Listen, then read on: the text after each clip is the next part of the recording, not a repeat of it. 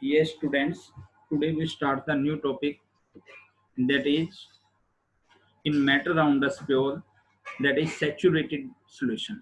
What is saturated solution? It is a solution which cannot dissolve any more of the solute at a given temperature.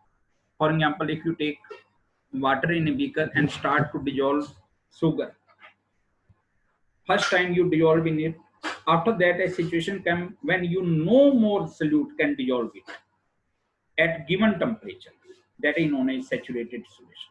It is a solution which cannot dissolve any more, no more solute can be dissolved at given temperature. That is saturated solution. Solubility is substance is the amount of solute present.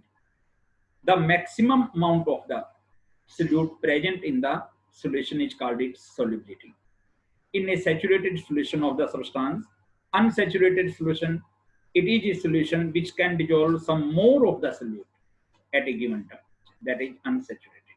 Preparation of the saturated solution: take 50 ml of water in 2 beakers. Add a salt in 1 beaker with the continuous stirring till no more solute dissolved in it.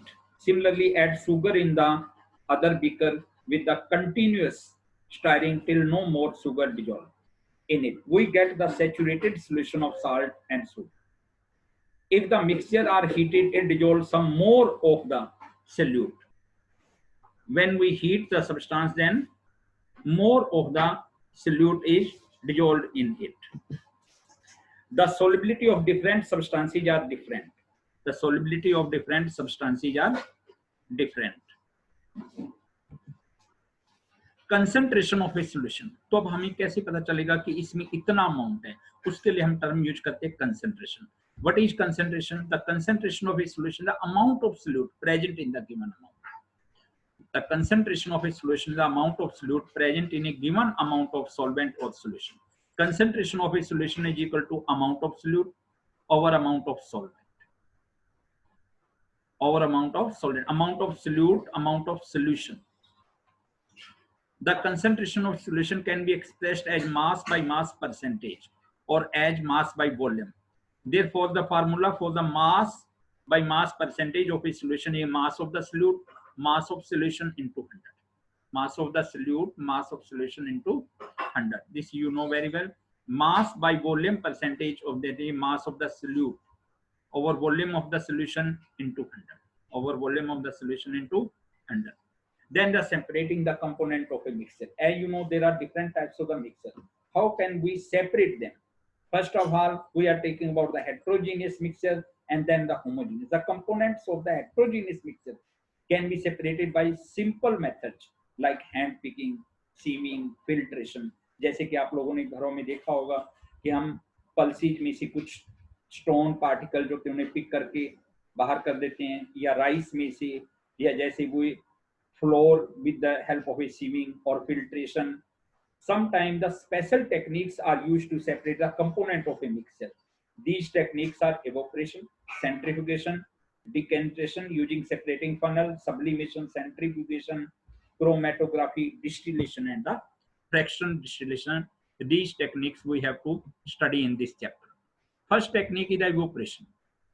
This method is used for separating a volatile component, solvent, from a non-volatile component solute by heating the mixture. Ink is a mixture of dye and water.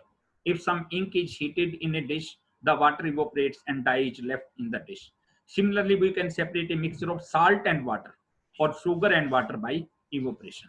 That is the method shown in the diagram. We have to take a china dish, a wire gauge, stand top and burner, with the help of which we heat the solution, the water evaporates and the solute remains. After that, the centrifugation, in which you can see sometime you go in a dairy farm, etc., where you can see some people are separating the cream from the milk. That is the centrifugation method. The method of separating denser particle and lighter particles. Denser particles and lighter from a mixture by using centrifugation machine is called centrifugation. If we take some milk in a centrifuging machine and spin it rapidly, the cream separates from the milk because cream is less dense than the milk. That is the centrifugation machine shown in the diagram. After that, decantation using the separating funnel. If you take to immiscible liquid, for example, oil and water. This you can separate with the help of a separating funnel.